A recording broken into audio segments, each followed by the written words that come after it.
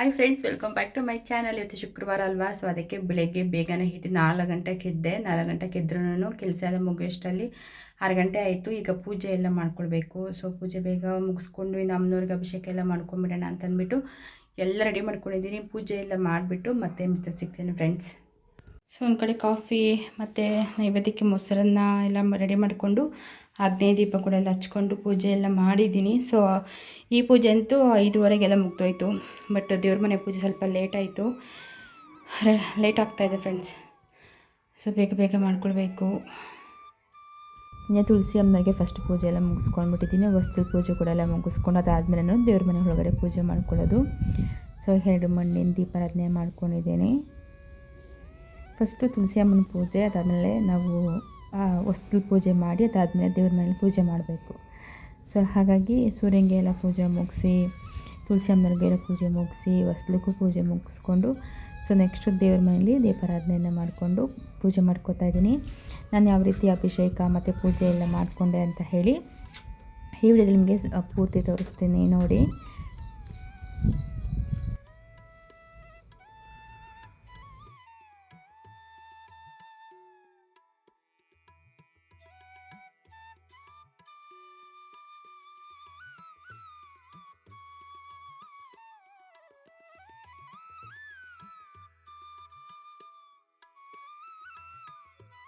ಅಭಿಷೇಕ ಮಾಡ್ಕೊಳ್ಳೋದಕ್ಕೆ ಎಲ್ಲ ರೆಡಿ ಮಾಡಿ ಇಟ್ಕೊಂಡಿದ್ದೀನಿ. ದೀಪಗಳಿಗೆಲ್ಲ ನೀಟಾಗಿ ಬೆಳಗ್ಗೆ ಹೊಸದಾಗೆಲ್ಲ ವಾಶ್ ಮಾಡಿ ಹೊಸ ಬತ್ತಿಗಳು ದೀಪ ಎಲ್ಲ ಹಾಕಿ ಕಾಮಾಕ್ಷಿ ಅಮ್ಮನವರು ದೀಪಾರಾಧನೆ ಮತ್ತು ನಾರ್ಮಲಾಗಿ ಮಾಡುವಂಥ 2 ದೀಪಾರಾಧನೆ ಕೂಡ ರೆಡಿ ಮಾಡಿ ಇಟ್ಕೊಂಡಿದ್ದೀನಿ.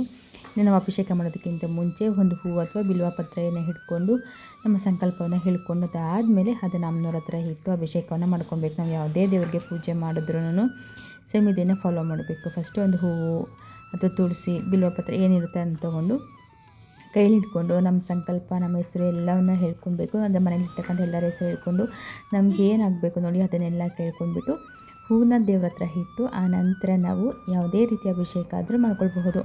ಇವತ್ತು ನಾನು ನೀರಿನಿಂದ ಮತ್ತು ಶ್ರೀಗಂಧ, ಅರಿಶಿಣ ಮತ್ತು ಕುಂಕುಮ, ಹಾಲಿನಿಂದ ಕ್ಷೀರಾಭಿಷೇಕ 5 ರೀತಿಯಾಗಿ ಅಭಿಷೇಕವನ್ನು ಮಾಡ್ತಾಯಿದ್ದೀನಿ. ಇನ್ನು ಜೊತೆಗೆ ಶಿವಪ್ಪನಿಗೆ ನಿತ್ಯ ಅಭಿಷೇಕ, ಜಲಾಭಿಷೇಕ ಮಾಡ್ತೀನಿ ಅಲ್ವಾ. ಸೊ ಅದಕ್ಕೋಸ್ಕರ ನಾನು ಶಿವಪ್ಪನಿಗೂ ಅಷ್ಟೇ ಈ ರೀತಿ ಒಂದು ಬಿಲ್ವ ಪತ್ರೆ ಇಟ್ಕೊಂಡ್ಬಿಟ್ಟು ನಮ್ಮ ಮನೆಯವರಂದರೆ ಅರುಣ್ ಹೆಸರು, ನನ್ನ ಹೆಸರು, ಮಕ್ಕಳ ಹೆಸರೆಲ್ಲ ಹೇಳಿಕೊಂಡು ಶಿವಪ್ಪನಿಗೆ ಮೃತ್ಯುಂಜಯ ಮಂತ್ರವನ್ನು 11 ಸಾರಿ ಹೇಳಿ ಬಿಲ್ವ ಪತ್ರೆಯನ್ನು ಅರ್ಪಿಸಿ ನಂತರ ಜಲಾಭಿಷೇಕವನ್ನು ಮಾಡ್ಕೋತೀನಿ. ಸೊ ಈ ರೀತಿ ಮಾಡೋದ್ರಿಂದ ಅನಾರೋಗ್ಯ ಸಮಸ್ಯೆಗಳು, ಅಪಮೃತ್ಯುವಿನ ಭಯ, ನಮ್ಮಲ್ಲಿರ್ತಕ್ಕಂಥ ಎಲ್ಲ ರೀತಿಯ ದೋಷಗಳು, ಭಯ, ಆತಂಕ ಎಲ್ಲನೂ ನಿವಾರಣೆ ಆಗುತ್ತೆ. ಆ ನೀರನ್ನು ಆಮೇಲೆ ಪೂಜೆ ಎಲ್ಲ ಮುಗಿದಾದ ನಂತರ ನಾವು ಆ ನೀರನ್ನು ನಾವೆಲ್ಲರೂ ಕುಡಿಬೇಕು. ಫಸ್ಟು ಶುದ್ಧೋದಕ ಸ್ನಾನ ಮಾಡಿಸ್ತಾ ಇದ್ದೀನಿ. ಅಂದರೆ ಜಲಾಭಿಷೇಕ ಥರ ಮಾಡ್ತಾ ಇರೋದು. ದೇವ್ರನ್ನ ಮುಕ್ಕೊಂಡು ಕೈಯಲ್ಲಿ ನೀರನ್ನು ಹಿಡ್ಕೊಂಡು ದೇವ್ರಿಗೆ ಚೆನ್ನಾಗಿ ನಮ್ಮ ಸಂಕಲ್ಪ ಎಲ್ಲ ಹೇಳ್ಕೊಂಡು ಈ ಥರ ಸಮಸ್ಯೆಗಳಿದೆ ಅದೆಲ್ಲ ನಿವಾರಣೆ ಆಗಲಿ ಅಂತ ಹೇಳಿ ಜಲಾಭಿಷೇಕವನ್ನು ಮಾಡ್ಕೊಳ್ಬೇಕು. ನೋಡಿ ಈಗ ಜಲಾಭಿಷೇಕ ಮಾಡ್ತಾಯಿದ್ದೀನಲ್ವ ಶಿವನಿಗೆ, ನಿಜ ಹೇಳ್ತೀನಿ ಎಷ್ಟು ನೀರು, ಅದು ಅಭಿಷೇಕದ ನೀರು ಎಷ್ಟು ಪವರ್ ಇರುತ್ತೆ ಅಂದರೆ ಅದ್ರ ಟೇಸ್ಟ್ ಇರುತ್ತಲ್ಲ ನೀರು, ನಿಜವಾಗ್ಲೂ ಹೇಳ್ತೀನಿ ನಂಬೋದಕ್ಕೆ ಆಗಲ್ಲ ನನ್ನ ಕೈಯಲ್ಲಿ. ಅಷ್ಟೊಂದು ಡಿಫ್ರೆಂಟಾಗಿರುತ್ತೆ. ನಾವು ಮಾಮೂಲಿ ನೀರಿಗೂ ಶಿವಪ್ಪನಿಗೆ ಈ ರೀತಿ ಅಭಿಷೇಕ ಮಾಡ್ತಕ್ಕಂಥ ನೀರನ್ನು ಕುಡಿದ್ರೆ, ನಾನು ಹಾಲಿನ ಕೂಡ ಕೇಳಿದ್ದೀನಿ, ಮಮ್ಮಿ ಇಷ್ಟು ಚೆನ್ನಾಗಿದೆ ನೀರು ಇದು ಅಂತ ಹೇಳ್ತೀನಿ. ಅಂದರೆ ಅಷ್ಟು ಡಿಫ್ರೆಂಟಾಗಿದೆ. ನಾನು ಜಸ್ಟ್ ಜಲಾಭಿಷೇಕ ಅಷ್ಟೇ ಶಿವಪ್ಪನಿಗೆ ಮಾಡೋದು. ಬಟ್ ಆದ್ರೂ ಆ ನೀರಲ್ಲಿ ಎಷ್ಟು ಶಕ್ತಿ ಇದೆ, ಎಷ್ಟು ಟೇಸ್ಟ್ ಬರುತ್ತೆ ಗೊತ್ತಾ. ನಿಜವಾಗ್ಲೂ ಸಿಕ್ಕಾಪಟ್ಟೆ ಪವರ್ ಅಂತಲೇ ಹೇಳಬಹುದು. ಸೊ ಇನ್ನು ಫಸ್ಟು ನೀರಿಂದ ಅಭಿಷೇಕ ಮಾಡ್ಕೊಂಡಿದ್ದಾಯಿತು. ಇವಾಗ ಹಾಲಿನಿಂದ ಅಭಿಷೇಕವನ್ನು ಮಾಡ್ಕೋತಾ ಇದ್ದೀನಿ. ಅತ್ಯಂತ ಪ್ರಿಯವಾದಂತಹ ಲಕ್ಷ್ಮೀ ಅಮ್ಮನವ್ರಿಗೆ ಇಷ್ಟ ಕ್ಷೀರಾಭಿಷೇಕ, ತುಂಬಾ ಎಲ್ಲ ದೇವ್ರಿಗೂ ಇಷ್ಟ. ನಾನು ಬರೀ ಲಕ್ಷ್ಮೀ ಅಮ್ಮನವ್ರಿಗೆ ಮಾತ್ರ ಅಲ್ಲ, ಗಣಪತಿ, ಲಕ್ಷ್ಮೀ ಅಮ್ಮನವರು, ಲಕ್ಷ್ಮೀನಾರಾಯಣ ಸಮೇತರಾಗಿ ಕೂರಿಸಿ ಅಭಿಷೇಕ ಮಾಡ್ಕೋತಾ ಇದ್ದೀನಿ. ನಾನು ಸಪ್ರೇಟಾಗಿ ಅಂದರೆ ದುರ್ಗಾ ಪರಮೇಶ್ವರ ಅಮ್ಮನವರು ಶ್ರೀಚಕ್ರನ ಕೂಡ ಇಟ್ಕೊಂಡು, ಶುಕ್ರವಾರ ಅಲ್ವಾ, ಸೊ ಅದಕ್ಕೋಸ್ಕರ ಅಮ್ಮನವ್ರು ಎಲ್ಲರಿಗೂ ಈ ರೀತಿಯಾಗಿ ಅಭಿಷೇಕವನ್ನು ಮಾಡ್ಕೋತಾ ಇದ್ದೀನಿ.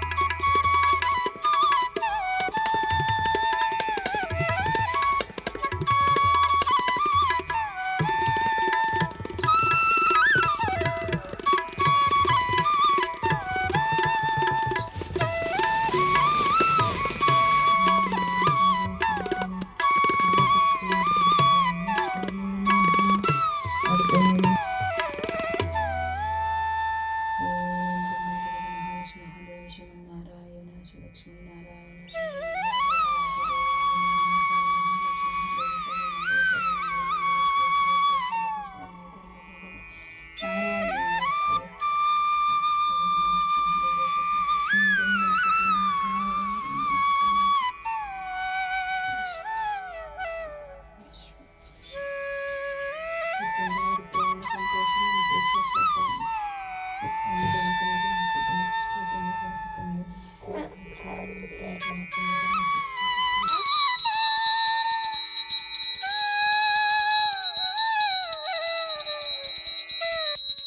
ಈ ಥರ ಅಭಿಷೇಕ ಎಲ್ಲ ಮಾಡಿಕೊಂಡು ಪೂಜೆ ಎಲ್ಲ ಮುಗಿಸ್ಕೊಂಡಿದ್ದೀನಿ. ನಮ್ಮನವ್ರಿಗೆ ಮೊಸರನ್ನ ಅಂತೂ ನಾನು ತಪ್ಪದೇ ಇಟ್ಟಿದ್ದೀನಿ.